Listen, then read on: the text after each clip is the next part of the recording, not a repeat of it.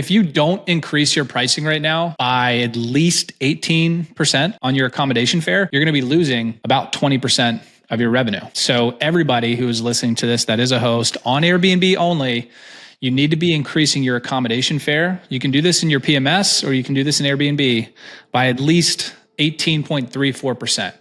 Update number 2 was the buy now, pay later. You can now reserve for $5,000. You can pay $0 to reserve that home, or even $10,000. They have that option now with Airbnb. So I don't know exactly how it's going to look, or if there's any limitations there, or if us hosts have any way that we can opt out of that. But to me, that's not good, because somebody can just have no skin in the game, put no money down, and then, it's really up to us and our cancellation policy in order to be protected. What is going on, STR Nation? This is your host. I'm a brother from another mother, Emanuele Pani, here once again with the man himself, Mr. Mike Riley. What's going on, Riles? Man, a lot in the Airbnb world, which we're going to talk about today. Personal world. Let's see, getting a new roof this week at my personal house. Also, both of my water heaters went out same day. Personal house too. So I haven't taken a hot shower in 3 days, but it's all good. It's been kind of nice. And I think I've told you, but I'd announce it to the whole world. My handicap is officially down to a 0. And that's something I've been working on for a long time. I started playing golf when I was 2015 is really when I started playing a lot more and practicing a lot more. And I started as like a 14 or 15 handicap probably, but now got it down to a 0. So I'm ready to retire and pick up pickleball, I guess. For those of us that don't know what that means, aka E has no idea what that means, right? What does that mean? Like, is that, I assume that's good, right? Yeah, I if I could equate it to like jujitsu or karate, it's kind of like, I don't know, a black belt, like a scratch golfer. So basically any course that I go on, I should shoot the course rating, which is typically around par. So I should be shooting around par on any course. Now, if it's like a major championship course, it's going to be probably a little bit above par, but yeah. And really the only thing, a couple of people have asked me what'd you do? The only thing has just been practice and like putting in the reps and just playing a lot and getting lessons too. That's what helped earlier this year. So just finding better players and getting them to tell me what to do and pay them for it. It's really funny because once the more you grow as a person, the more you realize that that's kind of the answer for everything.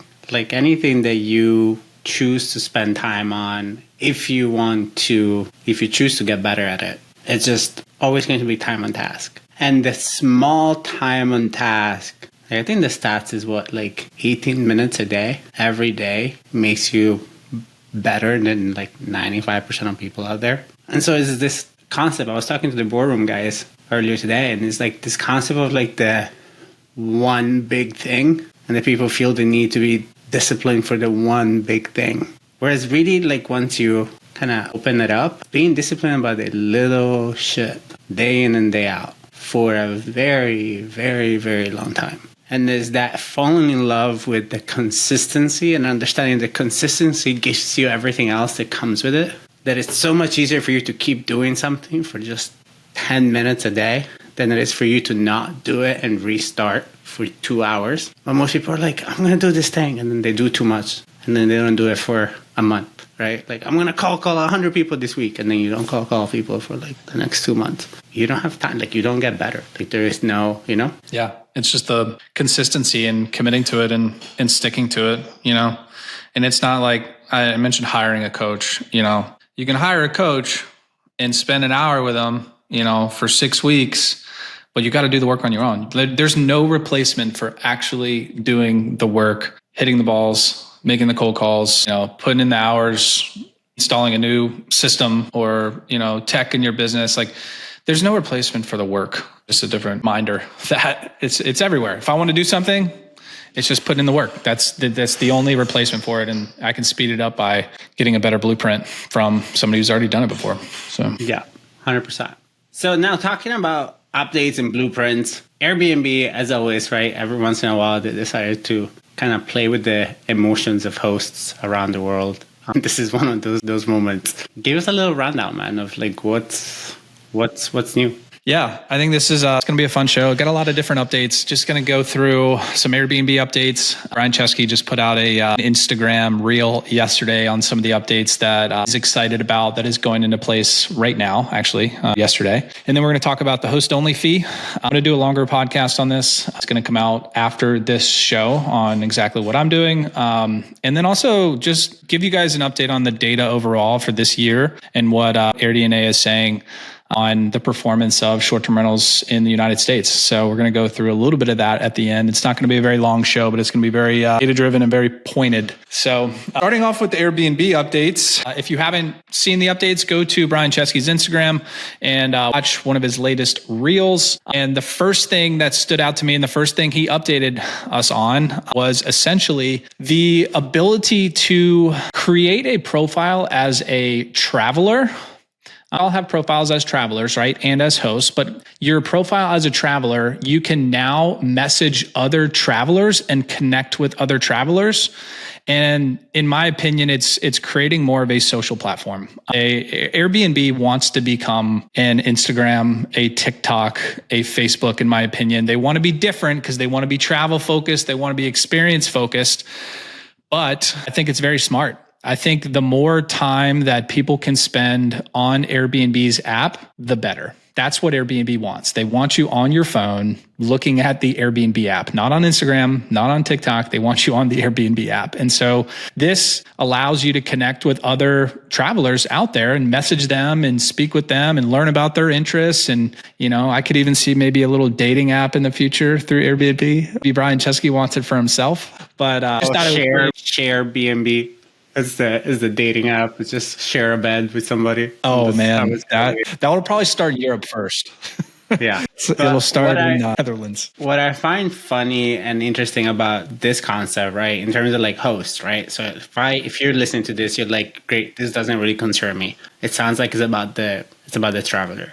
Yes and no, right? Because again, if you then have a property that is worth sharing or give an experience that is worth sharing, that's where your mindset should go. It's like, great. So you're telling me that people are going to have great experiences and want to share them with other people. So I'm even more, as a host, incentivized with like, cool, how do I separate myself? Obviously, if I have a bland property and I'm bland the customer service and I'm going to give people value or advice, people are not going to want to share me and my property to other travelers. Mm-hmm. But if I'm like lights out, like the famous story that Riley told us about that amazing caddy, that's going to be worth it, right? So you see other people doing golf trips, you're like, dude, you have to go golf here because this guy is amazing. You have to talk to him. Yep. That's like half my feed on Instagram is cool places to travel to and cool places to go to. So I could see in the future, pull up Airbnb and you swipe through different cool places that they recommend, right? Kind of a For You page on Airbnb. And then on top of that, I can send it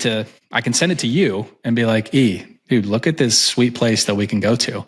And here's how much it is. And this is how much it would be if we split it. It's kind of like a travel agent. And, and then I could see also this, we know this is going to happen in the future, paid media. So paying to rank or, place an ad in that For You page on Airbnb. So while I'm swiping through there and I see, a sick house in Tampa near Streamsong, they're going to probably pay money to get my attention and then get me to send it to you so that we can book it together. So I could see that happening in the future. Who knows how long it's going to take, but I think Airbnb's got other problems to solve before that. But Brian's a little bit smarter than I am. Obviously, he's got a very, very well-run business. So that was update number 1. Update number 2 that he announced was the buy now, pay later, essentially. You can now reserve a home, for $5,000, you can pay $0 to reserve that home, or even $10,000. They have that option now with Airbnb. I don't know exactly how it's going to look or if there's any limitations there or if us hosts have any way that we can opt out of that. But to me, that's not good because somebody can just have no skin in the game, put no money down. And then, it's really up to us and our cancellation policy in order to be protected. So we have to be very diligent on the cancellation policy. And I know 3 months ago, they announced that they're getting rid of strict And so they're becoming more lenient with their cancellation policies, which is making it tougher for us as hosts. So 100%. And again, right, I think as we level up the playing field and we want to compete, or people, at least I think Airbnb thinks about hotels as well. That is the main differentiation that I get to see between booking hotels and booking Airbnbs. You can book a hotel and cancel it 48 hours, 24 hours before arrival, right? And so obviously in their mind, if we get to put on our business owner thinking hat, he's like, well, if I continue to allow people to not do that, I can't ever really compete with like, especially like city travel, business travelers and so on and so forth on that kind of playing field. So to just play devil's advocate, annoying for us, absolutely. And also in terms of like standardizing the travel and hospitality industry, I don't want to say this out loud, but I do see where he's going. Like, I don't want to say that I'm agreeing with him, but I kind of see like, okay, like that to me kind of makes sense. Yeah, no, like when I sent you that text of like, hey, we're going to talk about this today, at the end of it, I said, yeah, they're smart. Like they know what they're doing. Airbnb definitely does. Even though we may not like it as hosts. The next update is improved maps. So this was something that I thought was really cool just as a traveler. On the Airbnb platform, they're improving the maps section. So instead of leaving Airbnb to go look and kind of see what's nearby, what restaurants are nearby, what attractions, museums, how close you are. Like I'm going to DC this weekend, staying in a hotel as normal. But it took me a while to figure out where the start of Sierra's marathon is. And then also all the other points, where is she going to finish? Do I want to, book a hotel where the finish line is, or do I want to book a hotel where the start line is? And so Airbnb is making it easier to use maps to find places of interest. But then also on top of that, if you find places of interest, it'll also tell you how long it is to walk there, or how long it is to take a car there or a train there. So I thought that was pretty interesting and pretty cool that they are improving that feature in Airbnb's platform. Yeah, 100%. In my mind, right away, I'm like, okay, cool. So that, especially if you operate in big cities where there is a lot of like landmarks, your copy here and like what you add to your titles is going to, in my mind, be something that helps you, right? So if you pay attention to, okay, landmark, for example, right, DC Marathon. Now that you know, it's like, 10 minutes from finish line. Optimizing your thing based on the map feature will be very beneficial. Obviously, if you're like middle of nowhere and you're like, it's by the big tree, probably not as helpful. Yeah. But here, yes, Yeah, and the better your location, we know this just in real estate. Better your location, the better your home is usually. And then lastly, one of the big announcements was customer support is now AI first. So you can now chat with the AI assistant instead of calling. Time will only tell how good that is. There's some really good AI. We talk about ChatGPT a lot and how much we use it. But most support AI is awful. So we'll see. And we all know Airbnb support is not good at all. Yeah, in my mind, I'm like, it can get worse than what it, like, you know what I mean? In terms of like this updates, I'm like, this is the lowest hanging fruit. I'm like, I mean, you can't be that much worse than what you have been up until now. So like, let's bring it on. I'm actually probably, this is the least concerned I am about any, I'm not concerned about any of the updates, but like the least, kind of pickled I am about any of these. Yep. All right, let's go to the host only fee. So this is something that they announced a couple months ago. And I've been doing just a lot of spreadsheeting, trying to figure out what I'm going to do. So long story short, I'm going to do a longer podcast on this actually right after this, but it'll come out, I believe, on Thursday. Is if you don't increase your pricing right now by at least 18% on your accommodation fare, you're going to be losing about 20% of your revenue. So everybody who is listening to this that is a host on Airbnb only, you need to be increasing your accommodation fare. You can do this in your PMS or you can do this in Airbnb by at least 18.34%, because this host only fee is going to 15.5%. Traditionally, it was 3% and 12.5%. So the host fee was 3%. The guest fee was 12.5%. The guest is no longer paying that 12.5%. It is all on the host. So in that case, the guest would be paying a lot lower if you did not increase your prices at all, and in turns losing revenue. So that is everybody needs to do that. And then the next step, especially if you're hosting, or if you're a property manager, if you're a co-host, if you just increase your price and you don't change anything else, and let's say you're a property manager or you're a co-host, then your homeowners are going to be losing, especially if you're doing the gross mechanism or the gross calculation for commissions, you're going to be losing about 8 to 9%. Depends on your structure, but about 8 to 9% of the revenue, the homeowner is going to lose because of the way this new structure is. So you have to kind of restructure the way that this fee is being put out and is being taken. So what we're doing is we're increasing our price by 20% on our PMS hospitable. So we're going into Airbnb only. We're increasing our accommodation fare by about 20%. And then on our owner statements, we are now going to be splitting that fee, that host fee, that 15.5 fee is now going to be split. Instead of it being the owner's cost, we're going to split it 13.5% to the homeowner and then 2% to us. So net, it comes out to be the guest is going to pay about 2% more. And then the homeowner and myself, the property manager, are going to be right about even. So we're trying to pass on this increased fee to the guest and trying not us as a company, property manager, not to lose money, and then the homeowner not to lose money as well. So that's, long story short, what we've been doing over the last couple of weeks is just running numbers and scenarios on, all right, how do we actually execute this so that we're not losing money, the homeowner's not losing money, and the guest isn't paying, exorbitant. Again, not anytime an increase in cost comes, always kind of goes down to somebody's pocket, right? So it's just a matter of understanding how do you protect the pocket that matters the most between your homeowners. Because I think that's remarkable kind of concept that you brought up, Riley, is to be a great manager, being concerned about our owners' income as we're playing this puts you, because again, imagine the rest of the conversation that people are having. So if you bring this up and have this conversation with owners, I think it's going to really position anybody that brings up this conversation instead of being asked, as you're automatically going to buy yourself a lot of goodwill and trust. Yep.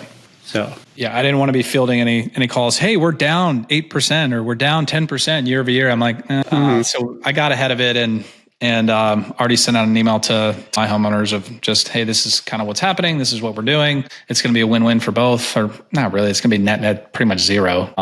So that's a big change though. Dude, I spent a lot of time in a spreadsheet trying to figure this out with my bookkeeper as well. What's the right way to do this? So it's a math equation, but if you guys want to deep dive on it, feel free to send me a message on Instagram at Mike Riley NC, or just join the Short-Term Rental Secrets Facebook group. And I'm in there very actively answering questions and then doing these Facebook Lives in there as well on this topic later today. So, all right, lastly, we got about 8 minutes. Let's go through some updates just on some of the data. What's happened this year so far? What does the data say across all of the United States? And then how it's affecting us as hosts and property managers. So AirDNA puts out a report every single on previous months, and they put out their September report, on Monday.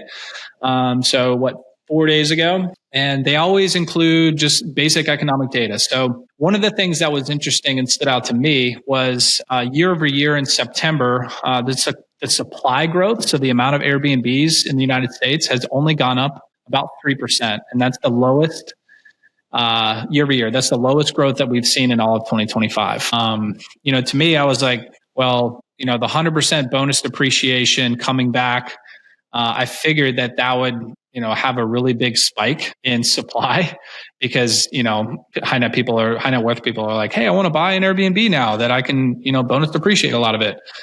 And it hasn't shown yet because supply growth is still pretty much down. So don't think that, people are buying Airbnbs left and right and getting them live, because they're not, at least yet.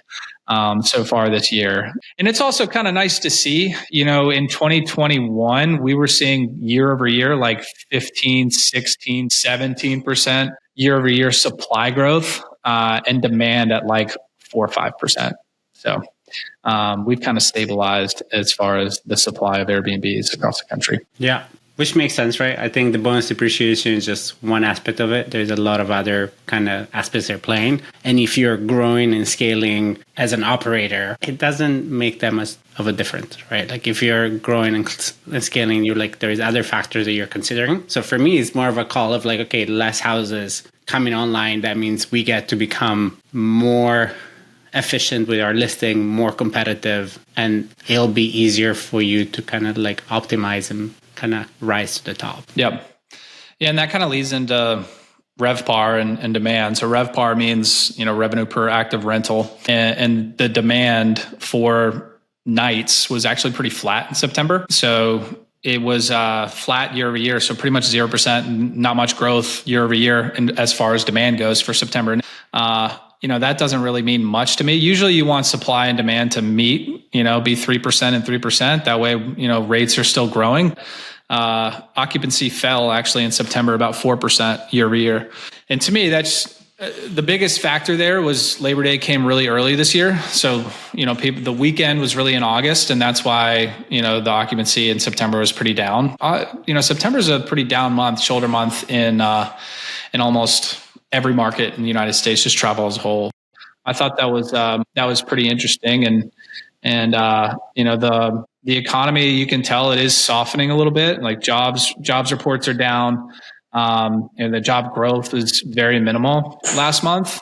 And that's, the result of that was cutting interest rates. So I think the Fed cut it, a half a point, either a quarter point or half a point a couple of weeks ago.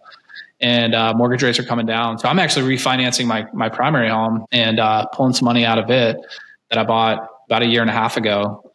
Because when I bought, my rate was 7.3, and now the rates are all the way down to the mid fives to do a refinance. So I'm like, my payment's going to go down about $1,500 a month.